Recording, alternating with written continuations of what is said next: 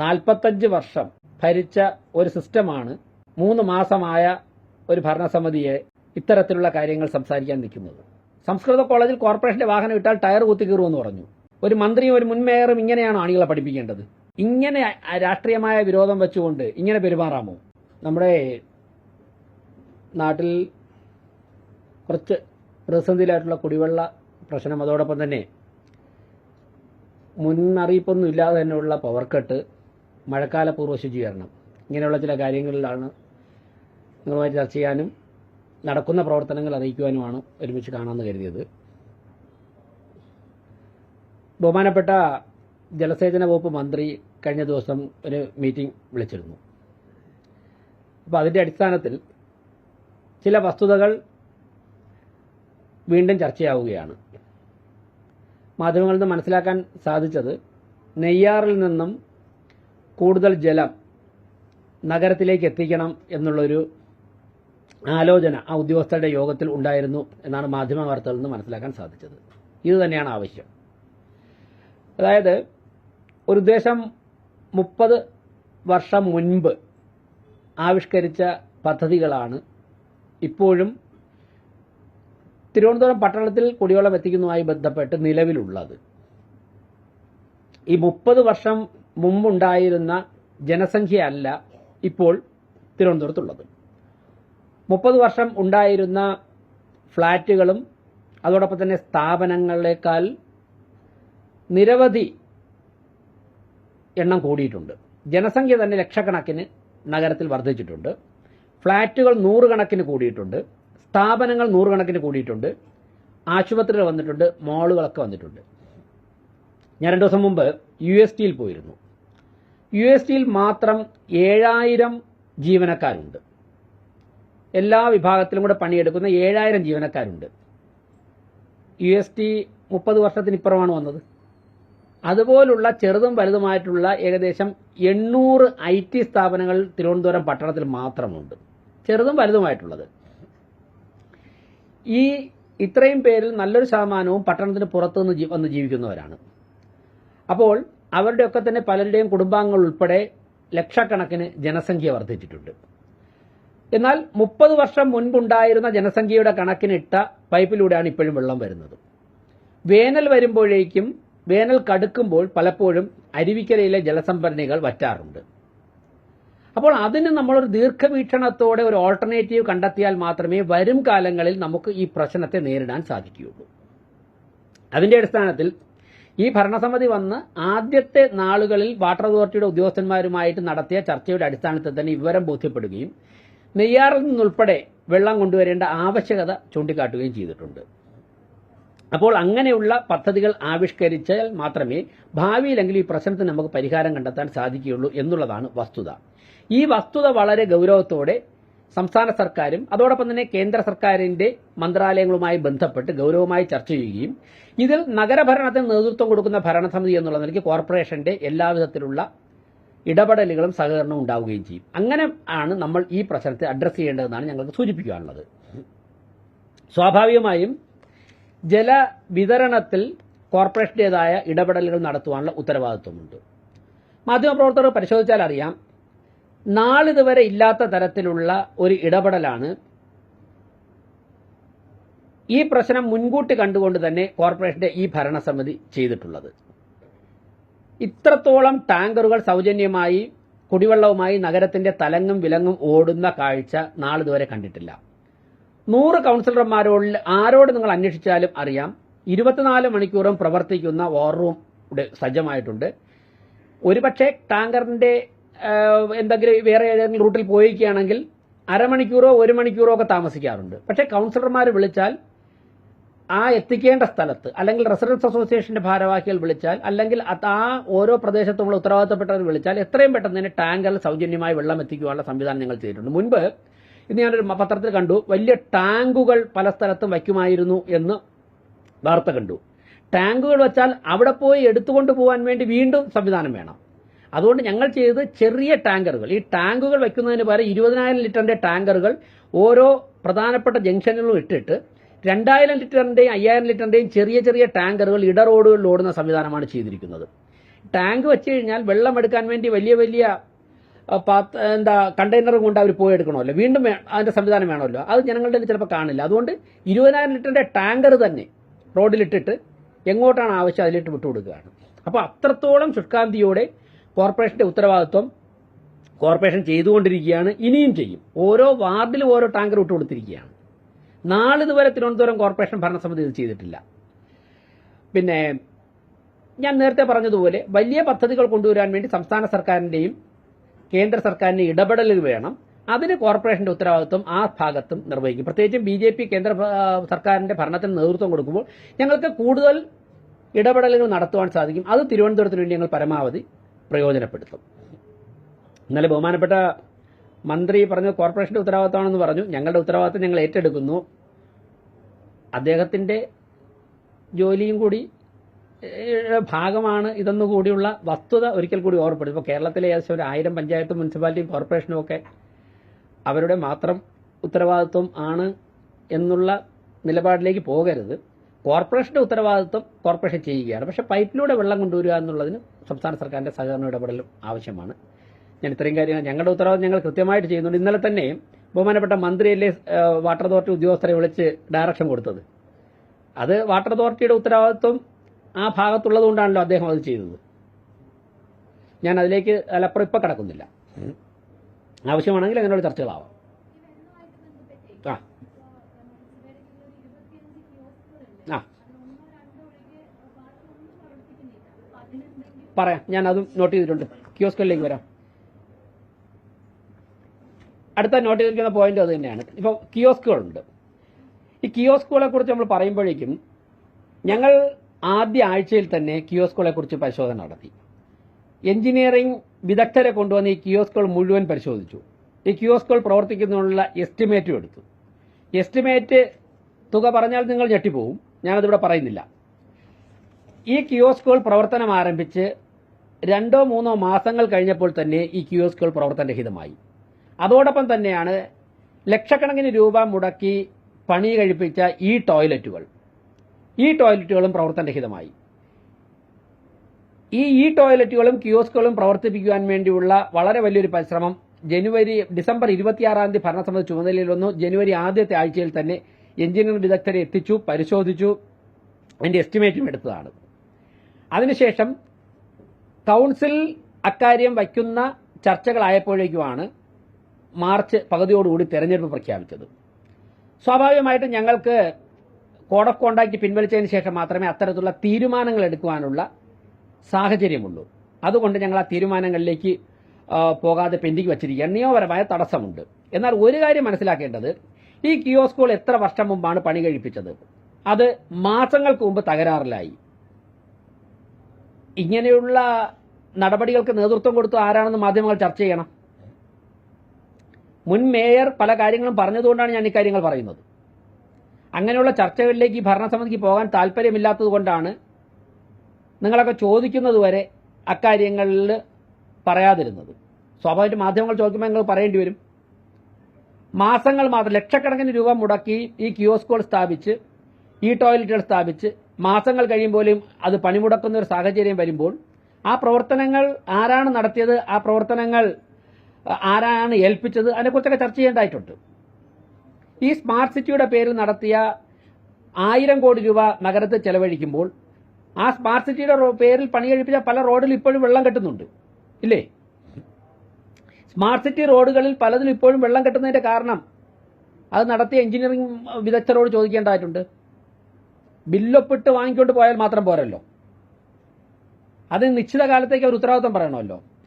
അപ്പോൾ കൂടുതൽ ചർച്ചയുമായി മുൻ മേയറും മന്ത്രിയുമൊക്കെ വരികയാണെന്നുണ്ടെങ്കിൽ നമുക്ക് വിശദമായ ചർച്ചകളും പരിശോധനയും കാര്യങ്ങളിലാകാം. എന്തായാലും കിയോസ്കുകളുടെയും ഈ ടോയ്ലറ്റുകളുടെയും കാര്യത്തിൽ ഞങ്ങൾ അതിൻ്റെ ഡീറ്റെയിൽ റിപ്പോർട്ട് എടുത്തിട്ടുണ്ട്. കോഡ് ഓഫ് കോണ്ടാക്ട് മാറുന്നതോടുകൂടി അടുത്ത ഘട്ടം എന്താണ് അക്കാര്യങ്ങൾ ചെയ്യാൻ പറ്റുന്നതെന്ന് പരിശോധിക്കും.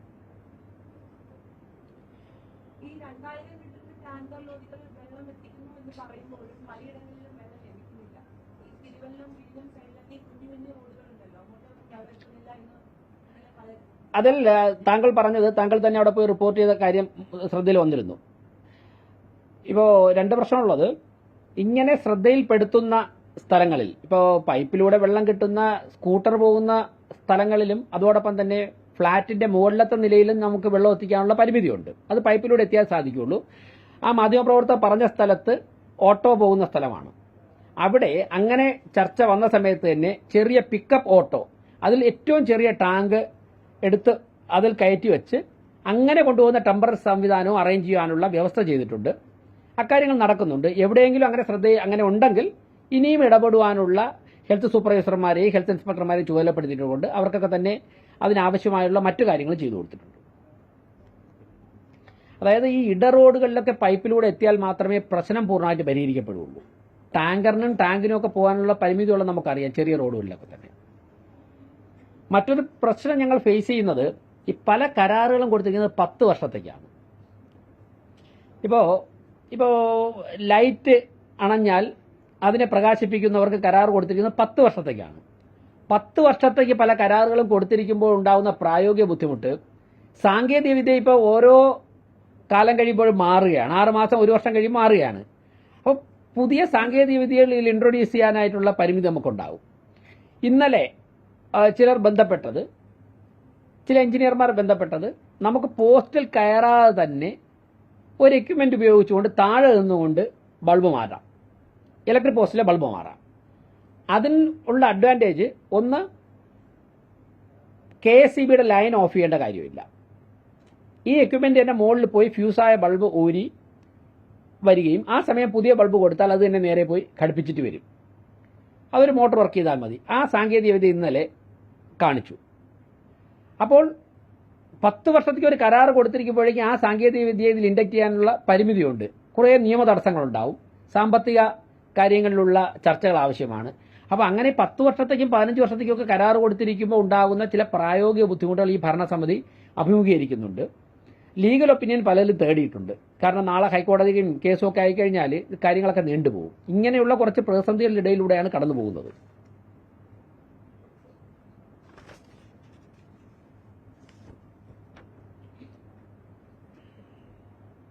നമ്മുടെ കൗൺസിലർമാരൊക്കെ, വനിതാ കൗൺസിലർമാരൊക്കെ ആയിട്ട് ബന്ധപ്പെട്ടാൽ അറിയാം, LDFന്റെയും UDFന്റെയും BJPയുടെയും ഉൾപ്പെടെ സ്വതന്ത്രർ ഉൾപ്പെടെയുള്ള കൗൺസിലർമാരൊക്കെ രാത്രി 12 മണി 1 മണിക്കും ഒക്കെ ആൾക്കാർക്ക് ഈ വെള്ളം കിട്ടുന്ന സമയത്ത് എത്തിച്ചുകൊണ്ടിരിക്കുകയാണ്. ഇനി അടുത്ത മഴക്കാല പൂർവ്വ ശുചീകരണവുമായി ബന്ധപ്പെട്ടാണ്. നിങ്ങൾ മാധ്യമപ്രവർത്തകർ ശ്രദ്ധിച്ചാണ്, ഞങ്ങൾ വളരെ നേരത്തെ തന്നെ മഴക്കാല പൂർവ്വ ശുചീകരണം ആരംഭിച്ചു. ഇപ്പോൾ ഐശ്വര്യ ഹോട്ടൽ തകരപ്പറമ്പ് ഭാഗത്ത്, അതുപോലെ തന്നെ തമ്പാനൂർ ജോയ് വീണ സ്ഥലത്ത്, അത് റെയിൽവേയുടെ പ്രോപ്പർട്ടിക്കകത്താണ്, ഇവിടെ നിന്നൊക്കെ മാറ്റി. ഇന്നലെ കിട്ടിയ കണക്ക് 100 ലോഡ് മണ്ണിൽ കൂടുതൽ, മണ്ണും മാലിന്യം ഉൾപ്പെടെ 100 ലോഡിൽ കൂടുതൽ മാറ്റിയിട്ടുണ്ട്. ഈ ഒരു ലോഡ് പോലും കരയിൽ കോരി വെച്ചത് നിങ്ങൾ കണ്ടു കാണില്ല, ഒരിടത്ത് പോലും. ഐശ്വര്യ താരപ്പറമ്പ് റോഡിലൊക്കെ പോയി നോക്കും, ഒരു ദിവസം പോലും. ഇപ്പോൾ വഞ്ചൂരിൽ ചില സ്ഥലത്ത് മാറ്റിയപ്പോൾ ഞാൻ കൂടെ വന്നിട്ടാണ് മാറ്റിയത്. ടിപ്പർ ഉൾപ്പെടെ കൊണ്ടുവന്നിട്ടാണ് JCB വെച്ച് മാറ്റുന്നത്. നമ്മൾ പലപ്പോഴും കോരി നോക്കാം, അന്വേഷിക്കാം. പേട്ടയിൽ കണ്ണമ്മൂലയിൽ അങ്ങനെ ഉണ്ടെങ്കിൽ അന്വേഷിക്കാം. ഒരു സ്ഥലത്ത് പോയ ദിവസം ഞാനവിടെ ഉണ്ടായിരുന്നു, നമ്മുടെ സ്റ്റാൻഡിംഗ് കമ്മിറ്റി ചെയർമാന്റെ സ്ഥലത്താണ്. അങ്ങനെ ഉണ്ടെങ്കിൽ അന്വേഷിക്കാം.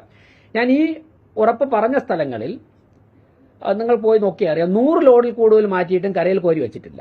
അപ്പോൾ ആ നിർദ്ദേശം ഉൾപ്പെടെ കൊടുത്താണ് മാറ്റുന്നത്. പക്ഷേ ഓപ്പറേഷൻ അനന്തയ്ക്ക് ശേഷം ഈ ആമേഴഞ്ചാൻ തോടിന്റെ പറഞ്ഞ ഭാഗത്തുനിന്ന് ഇന്നുവരെ മണ്ണ് കോരിയിട്ടില്ല. അതുൾപ്പെടെ ഞങ്ങളിപ്പോൾ മാറ്റിക്കൊണ്ടിരിക്കുകയാണ്. അപ്പോൾ പരമാവധി കോർപ്പറേഷനെ കൊണ്ട് ചെയ്യാൻ പറ്റുന്ന കാര്യങ്ങൾ ചെയ്യുന്നുണ്ട്. ഇത്രയും നേരത്തെ ഇതുവരെ അത് ചെയ്തിട്ടില്ല. ആ പ്രവർത്തനം ഞങ്ങൾ വളരെ നന്നായിട്ട് ചെയ്യുന്നുണ്ട്.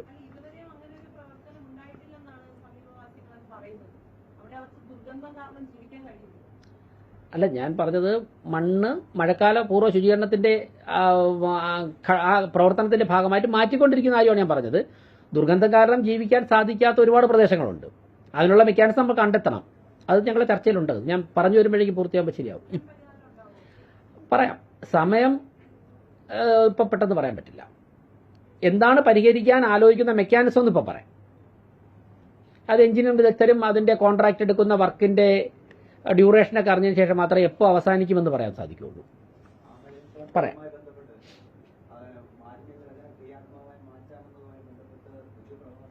ഞാൻ അതിലേക്കാണ് വരുന്നത്.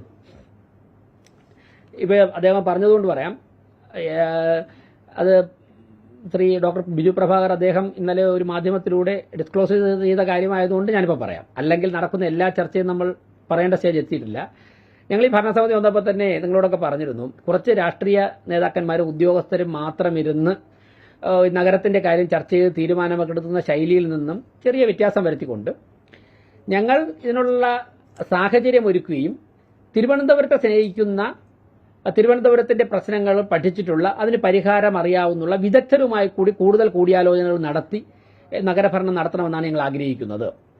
അപ്പോൾ അതിന്റെ അടിസ്ഥാനത്തിൽ ആശയപരമായി ഒരുപക്ഷെ ഈ ഭരണസമിതിയുമായിട്ട് യോജിക്കാൻ സാധിക്കാത്തവർക്കും തിരുവനന്തപുരം നഗരത്തിന്റെ വികസനവുമായി യോജിക്കാൻ കഴിയുന്ന നിരവധി പേരുണ്ട്. അവരെ അത്തരത്തിൽ ഞങ്ങൾ അവരുമായിട്ട് സഹകരിക്കാൻ തയ്യാറാണ്. അങ്ങനെ അതിന്റെ അടിസ്ഥാനത്തിൽ മുൻ ജില്ലാ കളക്ടർ, മുതിർന്ന IAS ഉദ്യോഗസ്ഥനായിട്ടുള്ള ശ്രീ ബിജു പ്രഭാകർ, അദ്ദേഹം നല്ല എക്സ്പീരിയൻസ് ആളാണ്. തിരുവനന്തപുരം 1970 മുതൽ തിരുവനന്തപുരത്ത് പല പ്രവർത്തനങ്ങളുമായി വിദ്യാർത്ഥിയായിരുന്ന സമയം മുതൽ ബന്ധമുള്ള ആളാണ്.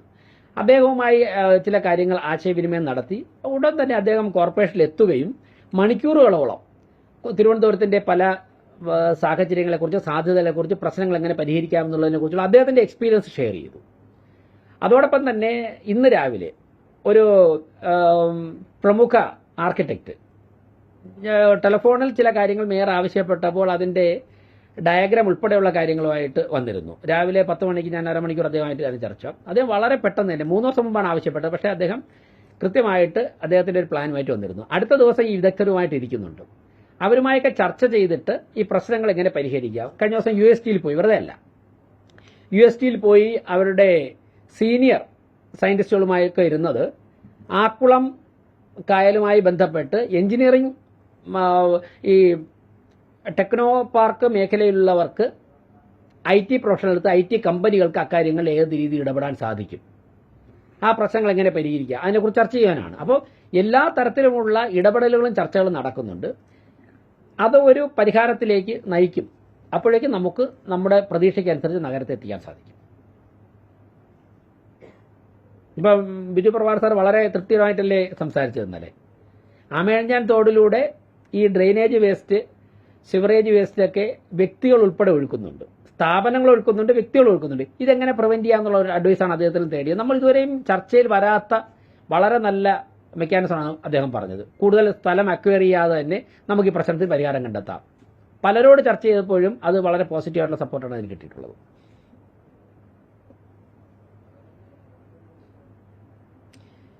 ഈ കുടിവെള്ള പ്രശ്നം വന്നപ്പോഴേ ഞാൻ നേരത്തെ പറഞ്ഞത്, വാട്ടർ അതോറിറ്റി ഉദ്യോഗസ്ഥന്മാരുടെ കഴിഞ്ഞ ദിവസം ബഹുമാനപ്പെട്ട മുൻ മേയർ ശ്രീ പ്രശാന്ത് പറഞ്ഞിരുന്നു, KSEBയുടെയും വാട്ടർ അതോറിറ്റിയുടെയും ഉദ്യോഗസ്ഥരുമായിട്ട് സംയോജിപ്പിച്ച് ഒക്കെ ചെയ്യണമെന്നൊക്കെ. അദ്ദേഹം പറയുന്നതൊക്കെ കേൾക്കാൻ നല്ല രസമാണ്. അങ്ങനെ തന്നെയാണ് ചെയ്തത്. ആദ്യ ദിവസങ്ങളിൽ തന്നെ വാട്ടർ അതോറിറ്റിയുടെ ഉദ്യോഗസ്ഥന്മാരുടെ 4 തവണ മീറ്റിംഗ് വിളിച്ചു. ബഹുമാനപ്പെട്ട മുഖ്യമന്ത്രി പങ്കെടുത്ത ആറ്റുകാലിൽ നടന്ന യോഗത്തിൽ കുടിവെള്ള പ്രശ്നം ഉയർന്നു വരികയും മുഖ്യമന്ത്രി പോയതിനു ശേഷം ബഹുമാനപ്പെട്ട മന്ത്രി V ശിവൻകുട്ടി ഇടപെട്ട് വാട്ടർ അതോറിറ്റി ഉദ്യോഗസ്ഥന്മാർക്ക് കർശനമായ നിർദ്ദേശം, അവിടെ മാധ്യമപ്രവർത്തകർ ഉണ്ടായിരുന്നെങ്കിൽ അറിയാം, കർശനമായ നിർദ്ദേശം കൊടുക്കുകയും ചെയ്തു. ഇവിടെ വാട്ടർ അതോറിറ്റി സൂപ്രണ്ടിംഗ് എഞ്ചിനീയറും കുടിവെള്ള പ്രശ്നമുള്ള വാർഡുകളിലെ കൗൺസിലർമാർ ഉൾപ്പെടെ മീറ്റിംഗ് നടത്തിയ സമയത്ത് ഞാൻ തന്നെ ചോദിച്ചു, തിരുവനന്തപുരം കോർപ്പറേഷൻ ഈ കുടിവെള്ള പ്രശ്നം പരിഹരിക്കാൻ വേണ്ടി എന്താണ് ചെയ്തു തരേണ്ടത്? ഞങ്ങളുടെ ഭാഗത്തുനിന്ന് ഇനി എവിടെയെങ്കിലും ബില്ലുകൾ പെൻഡിംഗ് ഉണ്ടോ?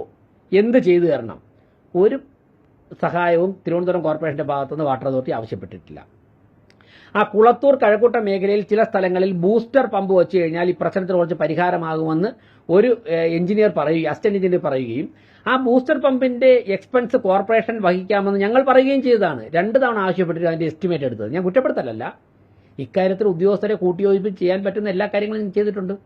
പല ഉദ്യോഗസ്ഥരും വ്യക്തിപരമായ സംഭാഷണങ്ങൾ പറയുന്നത് വെള്ളമില്ല അരുവിക്കരയിൽ നിന്നും. ഇപ്പോൾ ലീക്കേജും കൂടെ ആകുമ്പോഴേക്കും, വേനലും കൂടെ ആകുമ്പോഴേക്കും വെള്ളം എത്തുന്നില്ല. ഇതാണ് പ്രശ്നം. അതോടൊപ്പം തന്നെ 18 മാസമായി വാട്ടർ അതോറിറ്റിക്ക് വർക്ക് ചെയ്ത കരാറുകാർക്ക് പണം കൊടുക്കാനുണ്ട്. നിങ്ങൾ അന്വേഷിച്ച് നോക്ക്. 18 മാസമായി കരാറുകാർക്ക് സംസ്ഥാന സർക്കാർ പണം കൊടുത്തിട്ടില്ല. കൊടുക്കാത്തതുകൊണ്ട് തന്നെ തകരാറ് വന്നാൽ അവർ ഓടിയൊന്നും പണിയുന്നില്ല. ഈ പ്രശ്നങ്ങളുണ്ട്. ഇത് മുൻ മേയർ അഡ്രസ് ചെയ്തിട്ടില്ലല്ലോ. അതുകൊണ്ടാണല്ലോ അവർ വന്നിട്ട് തകരാറുകൾ പരിഹരിക്കാത്തത്. അതുകൊണ്ടല്ലേ ലീക്കേജ് കൂടുന്നത്.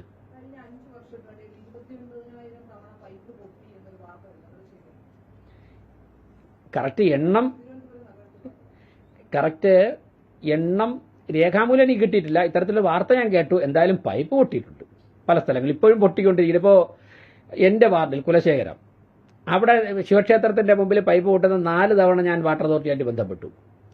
സൂപ്രണ്ടിങ് എഞ്ചിനീയർ തന്നെ വിളിച്ചു. അതുപോലെ പലയിടത്തും പൈപ്പ് പൊട്ടിയിട്ട് ഇന്ന് ഒരു വീട്ടിൽ നിന്ന് പൈപ്പ് പൊട്ടിയിട്ട് ഒരാഴ്ച കൊണ്ട് വെള്ളം ഒഴിക്കൊണ്ടിരിക്കുക എന്ന് പറഞ്ഞ് ഇന്ന് രാവിലെ ഒരു കോൾ വന്നു. കരാറുകാരെ വിളിച്ചു പറഞ്ഞാൽ അവർക്ക് ബില്ല് കൊടുക്കാത്തതുകൊണ്ട് ഇവരൊന്നും പരിഹരിക്കുന്നില്ല. ഇപ്പം ഞങ്ങൾക്ക് കോർപ്പറേഷൻ ഇറങ്ങി ഇപ്പോൾ റോഡ് കുഴിച്ചിട്ട് ഇത് പരിഹരിക്കാനുള്ള മെക്കാനിസം ഞങ്ങൾക്കില്ല, അതിൻ്റെ പെർമിഷനും ഇല്ലല്ലോ. ഇനി മഴ വന്നാൽ ഉണ്ടാകുമ്പോൾ പ്രശ്നം എന്താണ്? വേറൊന്ന്, നമ്മുടെ മാൻ ഹോളുകളൊക്കെ തന്നെ ഓവർഫ്ലോ ആവും. ഈ കരാറുകാർക്ക് പൈസ കൊടുത്തില്ലെങ്കിൽ ഈ സിവറേജുകാർ വന്നിട്ട് ഈ വർക്ക് ചെയ്യില്ല. അപ്പോഴും ജനം കൗൺസിലറെയാണ് വിളിക്കുന്നത്. ഞങ്ങൾക്ക് ചെയ്യാനുള്ള അധികാരവുമില്ല, മെക്കാനിസവും ഇല്ലല്ലോ. അതിന് ഫണ്ട് മുടക്കണമെങ്കിൽ കോർപ്പറേഷൻ മുടക്കാൻ തയ്യാറാണ്. ഇന്നലെ ബഹുമാനപ്പെട്ട മന്ത്രി പറഞ്ഞാണെന്നുണ്ടെങ്കിൽ ഇതൊക്കെ ഞങ്ങളുടെ ഉത്തരവാദിത്തമാണെങ്കിൽ ഈ ഉദ്യോഗസ്ഥരെയും ഇവരെയും നിയന്ത്രിക്കാനോ ഒന്നും ചെയ്യാനുള്ള സംവിധാനം. അല്ലെങ്കിൽ കോർപ്പറേഷനകത്തുള്ള ബില്ല് എന്തെങ്കിലും കൊടുക്കണമെങ്കിൽ ഞങ്ങൾ കൊടുക്കാം. കോർപ്പറേഷൻ ആ സാമ്പത്തിക ഉത്തരവാദിത്തം ഏറ്റെടുക്കാൻ തയ്യാറാണ്, കോർപ്പറേഷൻ്റെ ഉള്ളിലെ പ്രശ്നം പരിഹരിക്കാൻ വേണ്ടി. കുറ്റപ്പെടുത്തി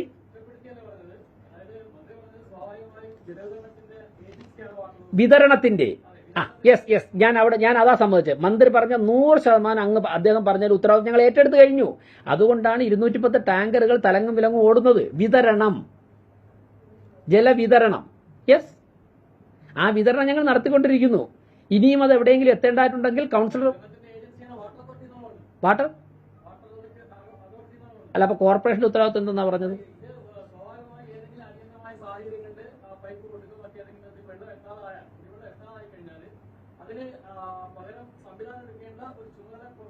അതെ, അതാണ് ചെയ്തുകൊണ്ടിരിക്കുന്നത്.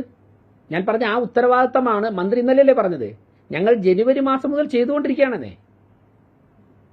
കോർപ്പറേഷന്റെ ആ ഉത്തരവാദിത്തം ഞങ്ങൾ ചെയ്തുകൊണ്ടിരിക്കുകയാണ്. അങ്ങനെ ചെയ്യുമ്പോൾ ഏകദേശം ഒരു 3 ലക്ഷം വീടുകളുള്ള തിരുവനന്തപുരം പട്ടണത്തിൽ നേരത്തെ പറഞ്ഞതുപോലുള്ള ഇടറോഡുകളിൽ ടാങ്കർ കയറാത്ത ഇടറോഡുകൾ എവിടെയെങ്കിലും ഉണ്ടെങ്കിൽ അവിടെ റെസിഡൻസ് അസോസിയേഷൻ, സാമുദായിക സംഘടനകൾ, കൗൺസിലർമാരുടെ സഹായത്തോടു കൂടി എത്തിച്ചു കൊടുക്കുന്നുണ്ട്, ബക്കറ്റിൽ പോലും. അല്ല, അവിടെ ഈ സൈക്കിളും സ്കൂട്ടറും മാത്രം പോകുന്ന റോഡാണെങ്കിൽ പരിമിതിയുണ്ട്. കൗൺസിലർമാർക്ക് ആ ഇടറോഡിലുള്ള എല്ലാ വീട്ടിലും ബക്കറ്റിൽ വെള്ളം കൊണ്ടുകൊടുക്കാൻ സാധിക്കില്ല. അത് ചെയ്യാം, അത് ആവശ്യം വരുന്ന സ്ഥലങ്ങളിൽ ചെയ്യാൻ കഴിയുന്നതുപോലെ ചെയ്യുന്നുണ്ട്. കൗൺസിലർമാർ പലയിടത്തും ഹോസിട്ട് അവരുടെ അപ്പോൾ എടുക്കുന്ന തീരുമാനം വെച്ച് തന്നെ ആ വാർഡ് കമ്മിറ്റിയും കൗൺസിലർമാരൊക്കെ ചെയ്യുന്നുണ്ട്. അത് ആ സ്ഥലത്തുള്ള എല്ലാ കൗൺസിലർമാരും, തിരഞ്ഞെടുക്കപ്പെട്ട കോർപ്പറേഷനിലെ 100 കൗൺസിലർമാരും വളരെ ശുഷ്കാന്തിയോടുകൂടി അവരക്കാര്യം ചെയ്യുന്നുണ്ട്.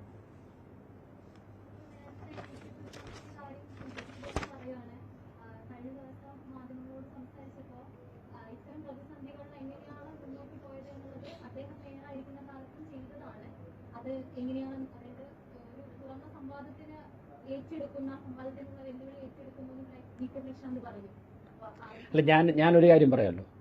ഞാൻ ഒരു കാര്യം പറയാം. നമുക്കെല്ലാ കാര്യങ്ങളും അറിയാം, സംവാദമൊക്കെ നമുക്കാവാം, സംവാദവും കാര്യങ്ങളൊക്കെ ആവാം. ഈ പ്രശ്നമാണ് പരിഹരിക്കേണ്ടത്. 45 വർഷം ഭരിച്ച ഒരു സിസ്റ്റമാണ് 3 മാസമായ ഒരു ഭരണസമിതിയെ ഇത്തരത്തിലുള്ള കാര്യങ്ങൾ സംസാരിക്കാൻ നിൽക്കുന്നത്. ഒരു ഗവൺമെന്റ് തന്നെ, ഒരു ഗവൺമെന്റും ഒരു മുൻ മേയർ, ഒരു മന്ത്രിയൊക്കെ ഇറങ്ങി നിന്നിട്ട് തെറ്റായ വാർത്തകൾ പ്രചരിപ്പിക്കുന്ന ശൈലി അവസാനിപ്പിക്കണം. ഞാൻ വേറെ ചോദിക്കട്ടെ, വിളപ്പിൽശാല പൂട്ടിയതിന് ശേഷം ഓൾട്ടർനേറ്റീവ് പ്രശാന്തിന്റെ കാലത്ത് ഉൾപ്പെടെ എന്തെങ്കിലും ചെയ്തിട്ടുണ്ടോ? ഒരു മാലിന്യ പ്ലാന്റ് കാണിക്കാമോ? നിങ്ങൾ പറയൂ, എവിടെയാ മാലിന്യ പ്ലാന്റ്? കോടികൾ മുടക്കിയല്ലോ കിച്ചൺ ബിന്റെ കാര്യം പറഞ്ഞുകൊണ്ട്. എത്ര കിച്ചൺ ബിൻ തിരുവനന്തപുരം പട്ടണത്തിൽ പ്രവർത്തിക്കുന്നുണ്ട്? 30-35 വർഷം മുമ്പ് മാലിന്യ പ്ലാന്റ് പൂട്ടിയിട്ട് ഇന്ന് വരെ ഒരു ബദൽ സംവിധാനത്തെക്കുറിച്ച് ആലോചിച്ചിട്ടില്ലല്ലോ. എവിടെയാ കൊണ്ടുപോകുന്നതെന്ന് അന്വേഷിച്ചിട്ടുണ്ടോ തിരുവനന്തപുരം കോർപ്പറേഷനിലെ ഫുഡ് വേസ്റ്റ്?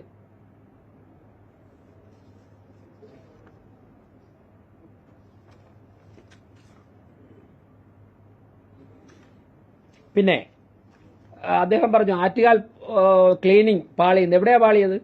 അങ്ങനെയാണെങ്കിൽ ബഹുമാനപ്പെട്ട മന്ത്രി പിറ്റേ ദിവസം രാവിലെ എന്തിനാ പറഞ്ഞത് കോർപ്പറേഷൻ ചെയ്യേണ്ട കാര്യങ്ങൾ ഉത്തരവാദിത്തത്തോടെ ചെയ്തു എന്ന്? അത് പറഞ്ഞതിന് ശേഷം വാർത്തകൾ വന്നപ്പോഴാണ് മനസ്സിലായത് അങ്ങനെ കോർപ്പറേഷനെ പിന്തുണച്ചു കഴിഞ്ഞാൽ ഭരണസമിതിക്ക് ജനങ്ങളുടെ ഇടയിൽ സ്വീകാര്യത കൂടുമെന്ന്. അതുകൊണ്ടാണല്ലോ പിറ്റേ ദിവസം ക്യാമറയും കൊണ്ടിറങ്ങിയത്. സംസ്കൃത കോളേജിൽ മാലിന്യം മാറ്റാൻ വേണ്ടി ചെന്ന വാഹനങ്ങളെ അവിടുത്തെ വിദ്യാർത്ഥി സംഘടനാ പ്രവർത്തകർ അതിനകത്ത് നിന്നും പറഞ്ഞ് പുറത്തുവിട്ടു. ഇവിടെ വാഹനം കോർപ്പറേഷൻ ഇടാൻ പാടില്ല, ഇവിടുത്തെ മാലിന്യം മാറ്റണ്ട എന്നുള്ള നിലപാടെടുത്തു. സംസ്ഥാനം ഭരിക്കുന്ന ഒരു പാർട്ടിയുടെ വിദ്യാർത്ഥി സംഘടന ഇങ്ങനെ ഇങ്ങനെ രാഷ്ട്രീയമായ വിരോധം വെച്ചുകൊണ്ട് ഇങ്ങനെ പെരുമാറാമോ? ഇവിടുത്തെ ഹെൽത്ത് ഇൻസ്പെക്ടർ റിപ്പോർട്ട് ചെയ്ത കാര്യമാണ് ഇപ്പം ഞാൻ പറയുന്നത്. സംസ്കൃത കോളേജിൽ കോർപ്പറേഷന്റെ വാഹനം ഇട്ടാൽ ടയർ കുത്തിക്കീറുമെന്ന് പറഞ്ഞു. ഒരു മന്ത്രിയും ഒരു മുൻ മേയറും ഇങ്ങനെയാണോ ആളുകളെ പഠിപ്പിക്കേണ്ടത്? എന്നിട്ട് പിറ്റേ ദിവസം ആക്ടിംഗ് സെക്രട്ടറി അവിടെ പോയിട്ട് ആ മാലിന്യം വാരിയിട്ടാ പറയുന്നത് കോർപ്പറേഷൻ ചെയ്തില്ല എന്ന്. ഒരു വാഹനത്തെ കത്തിക്കുമെന്നും ടയർ കുത്തിക്കീറുമെന്നും പറഞ്ഞ് ഭീഷണിപ്പെടുത്തി വിട്ടിട്ട് അവിടെ മാലിന്യം ഇടിയിപ്പിച്ച് അതിനെ പോയി മാറ്റുന്നു. ഈ സംസ്കാരം അവസാനിപ്പിക്കണം. പിന്നെ ഇന്ത്യയിൽ ഏറ്റവും കൂടുതൽ കോർപ്പറേഷനും മുനിസിപ്പാലിറ്റിക്കോ ഭരണത്തിന് നേതൃത്വം കൊടുക്കുന്ന പാർട്ടിയാണ് BJP. അതുകൊണ്ട് ഭരണം ഏത് തരത്തിൽ നടത്തണമെന്ന് ഞങ്ങൾക്ക് ഉത്തമ വിശ്വാസമുണ്ട്. കൃത്യമായിട്ടുള്ള അഡ്വൈസ് തരുന്ന ആളുണ്ട്. ഈ പ്രശ്നങ്ങൾ ഇവിടെ തിരുവനന്തപുരത്ത് കുറച്ച് പ്രശ്നങ്ങളുണ്ട്. ഈ പ്രശ്നങ്ങൾ മുഴുവൻ പ്രശ്നവും പരിഹരിക്കും. അതിന് കൃത്യമായിട്ടുള്ള പ്ലാനുണ്ട്. പുതിയ ഗവൺമെന്റ് വന്നതിന് ശേഷം കുടിവെള്ള പ്രശ്നം എങ്ങനെ നമുക്ക് ശാശ്വത പരിഹാരം ഉണ്ടാക്കാം. ഞങ്ങൾ പരിഹരിച്ചിട്ട് പോകുന്ന പ്രശ്നം ശാശ്വതമായിട്ടായിരിക്കും. ഇതുപോലെ തൊട്ടുവെച്ചിട്ടൊന്നും പോവില്ല. തിരുവനന്തപുരത്ത് 6 മാസം ഒരു വർഷത്തിൽ കുടിവെള്ള പ്രശ്നമുണ്ട്. ഡിസംബർ അവസാനം ആരംഭിച്ച് ഡിസംബർ, ജനുവരി, ഫെബ്രുവരി, മാർച്ച്, ഏപ്രിൽ, മെയ് 3 മാസം വെള്ളക്കെട്ടാണ്. 6, 3, 9 മാസം നമ്മുടെ ഭരണസമിതിയുടെ എനർജിയുടെ നല്ലൊരു ശതമാനവും ചെലവാകുന്നത് ഈ വെള്ളപ്പൊക്കവും കുടിവെള്ളമില്ലായ്മയുടെയും പുറകിലാണ്. ഇത് ശാശ്വതമായി നമുക്ക് എങ്ങനെ പരിഹരിക്കും? ജനങ്ങളുടെ മുഴുവനും ഊർജ്ജവും ചെലവഴിക്കുന്ന ഈ ടെൻഷനിലാണ്. ഇത് പരിഹരിക്കുവാൻ വേണ്ടി സംസ്ഥാന സർക്കാരും കേന്ദ്ര സർക്കാരും പ്രാദേശിക ഭരണകൂടവും ഒരുമിച്ച് നിൽക്കണം. പുതിയ ഗവൺമെന്റ് അധികാരത്തിൽ വന്നതിന് ശേഷം കേന്ദ്ര ഗവൺമെന്റുമായി സംസാരിച്ച് വിദഗ്ധരുടെ ഉപദേശം തേടി ഇക്കാര്യങ്ങൾ രണ്ടും പരിഹരിക്കാൻ വേണ്ടി എന്ത് ചെയ്യണം എന്ന് ഉള്ള ചർച്ചകൾക്കും പ്രവർത്തനങ്ങൾക്കും കോർപ്പറേഷൻ ഭരണസമിതി മുൻകൈ എടുക്കും. ഈ പ്രശ്നം കൃത്യമായിട്ട് അഡ്രസ് ചെയ്യും.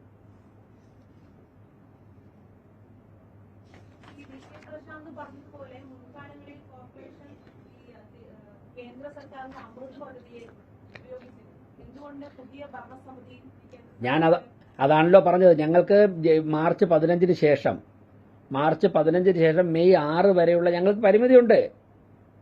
മാർച്ച് 15 മെയ് 6 ഇടയ്ക്ക് ഇത്തരത്തിലുള്ള കരാറുകൾ ഏർപ്പെടാനോ കേന്ദ്ര സർക്കാരുമായി ചർച്ച ചെയ്ത് തീരുമാനങ്ങൾ എടുത്ത് പുറത്തുവിടാനോ പരിമിതിയുണ്ട്.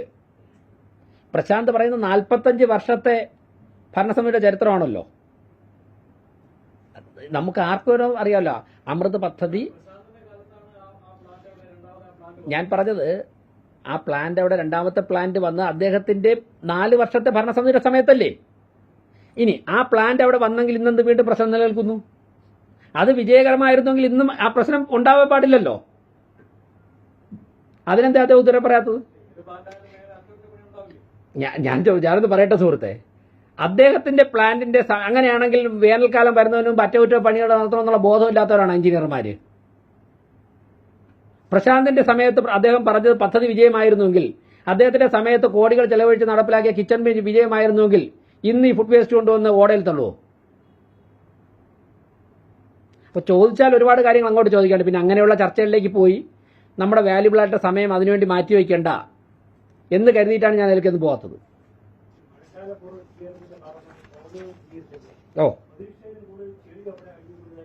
ഉണ്ട്. അതായത് കിട്ടിയ വിവരം ഓപ്പറേഷൻ അനന്തയ്ക്ക് ശേഷം ഇതുവരെ മണ്ണ് മാറ്റിയിട്ടില്ല. അവിടേക്ക് ഒഴുകി വരുന്ന കുറച്ച് മുകളിലിടുന്ന പ്ലാസ്റ്റിക് ഉൾപ്പെടെയുള്ള കുറച്ച് ചപ്പുചവറുകൾ ജനങ്ങൾ വലിച്ചെറിയുന്നത് തന്നെയാണ്. അത് മാറ്റേണ്ട ഉത്തരവാദിത്വം കോർപ്പറേഷനാണ്. പക്ഷേ ഈ മണ്ണൊലിച്ച് വന്നടിയുന്നത് സ്വാഭാവികമായിട്ടും മൈനർ ഇറിഗേഷനും മേജർ ഇറിഗേഷനും ഒക്കെ തന്നെ ഓരോ വർഷവും ഇടവിട്ട് മാറ്റേണ്ടതാണ്. മാറ്റിയിട്ടില്ല. ഞങ്ങൾ മാറ്റിയ 100 ലോഡ് മണ്ണിൽ ഒരു 5 or 8 ലോഡ് മറ്റുള്ള മാലിന്യം ഉണ്ടാവും. ബാക്കി മുഴുവനും മണ്ണ് തന്നെയാണ്. വർഷങ്ങളായി മാറ്റിയിട്ടില്ല. അതാണ് കോർപ്പറേഷൻ ഞങ്ങളുടെ ചെലവിൽ ഇപ്പോൾ മാറ്റിക്കൊണ്ടിരിക്കുന്നത്. അതൊക്കെ അന്വേഷിക്കണം മാധ്യമ പ്രവർത്തകർ.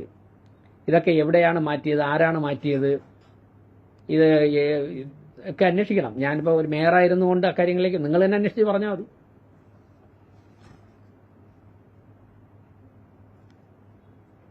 അപ്പോൾ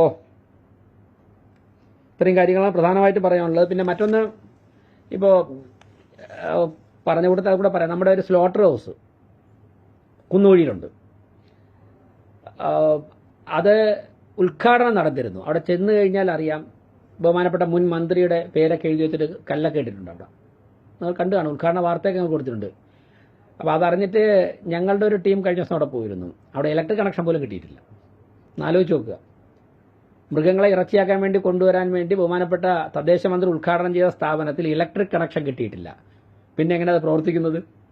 അവിടുത്തെ ETP പ്ലാന്റ് വന്നിട്ടില്ല. അപ്പോൾ കെട്ടിടം കെട്ടിയിട്ട് കുറച്ച് മെഷീനറി കൊണ്ടുവച്ചു എന്നുള്ളതിൽ അപ്പുറം ഒരു പ്രവർത്തനം നടന്നിട്ടില്ല. അതിനുശേഷം ഈ ഭരണസമിതി മുൻകൈയെടുത്ത് അടിയന്തര സാഹചര്യത്തിൽ KSEBയുടെ ഉൾപ്പെടെ ഉദ്യോഗസ്ഥരുമായി നിരന്തരം ചർച്ച, ഒരു ദിവസം 3-4 തവണ മേയറുടെ ഓഫീസിൽ നിന്നും ഫോളോ അപ്പ് ചെയ്ത് ഇന്നലെ ഉച്ചയ്ക്കാണ് KSEBയുമായി ഇലക്ട്രിക് കണക്ഷൻ കിട്ടാനുള്ള കരാർ ഒപ്പിട്ടത്. ഡെപ്പോസിറ്റ് വെച്ച് ഇന്നലെ ഉച്ചയ്ക്കാണ് കോർപ്പറേഷൻ സെക്രട്ടറിയും KSEBയുമായുള്ള കരാർ ഒപ്പുവെച്ചത്. ഇനി നടപ്പിലാക്കുന്ന കമ്പനി കെല്ലുമായിട്ട് ഉള്ള ചില പണികൾ പൂർത്തിയാക്കാനുണ്ട്. അതുകൂടി കഴിഞ്ഞാൽ മാത്രമേ ആ പ്ലാന്റ് ഓപ്പൺ ചെയ്യാൻ സാധിക്കുകയുള്ളൂ. ഇങ്ങനെയാണ് സ്മാർട്ട് സിറ്റിയുടെ ഞാൻ പറഞ്ഞ ഇവിടെ മുഴുവനും മൾട്ടി ലെവൽ കാർ പാർക്കിംഗ് കേന്ദ്രങ്ങൾ എല്ലാം സ്ഥാപിച്ച് കോൺട്രാക്റ്റും കൊടുത്തെല്ലാം ചെയ്തിട്ടുണ്ട്. പലതിൻ്റെയും പണി 60% പോലും ആയിട്ടില്ല. ആയ സ്ഥലങ്ങളിൽ തന്നെ ഈസി ആയിട്ട് വാഹനങ്ങൾ കൊണ്ടുപോകാൻ പറ്റുന്ന സ്ഥലമല്ല. അപ്പം ഇങ്ങനെ കുറേ പ്രശ്നങ്ങളുണ്ട്. 1000 കോടി സ്മാർട്ട് സിറ്റിയുടെ പേരിലൂടെ ചെലവാക്കിയതിൻ്റെ പിന്നിലും ഇങ്ങനെ കുറേ സാഹചര്യങ്ങളുണ്ട്.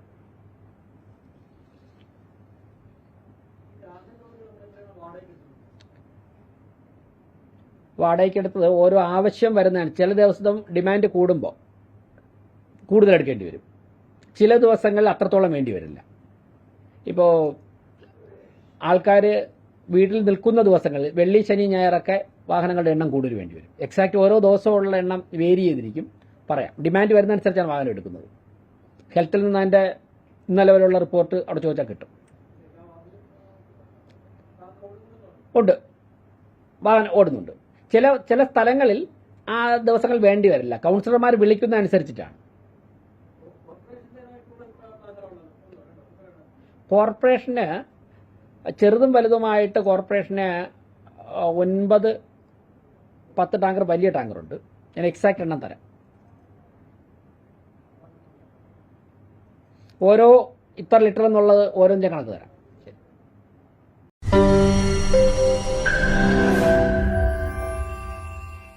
ലോകത്തെവിടെയായാലും ഏത് സമയത്തും 24 വാർത്തകളും ഓഗ്മെന്റഡ് റിയാലിറ്റി പാക്കേജുകളും എക്സ്പ്ലെയിനറുകളും വിശദമായി കാണാൻ ഞങ്ങളുടെ YouTube ചാനൽ നിങ്ങൾക്ക് സബ്സ്ക്രൈബ് ചെയ്യാം.